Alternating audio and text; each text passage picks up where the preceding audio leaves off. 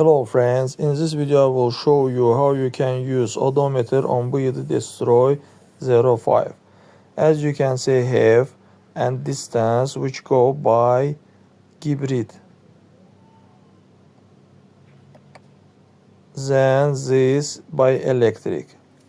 This button have car go by hybrid, but this by electric.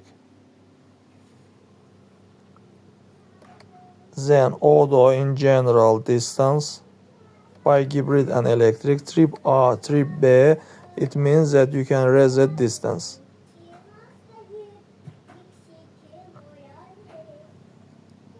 You can change all this by this button, pressing this button.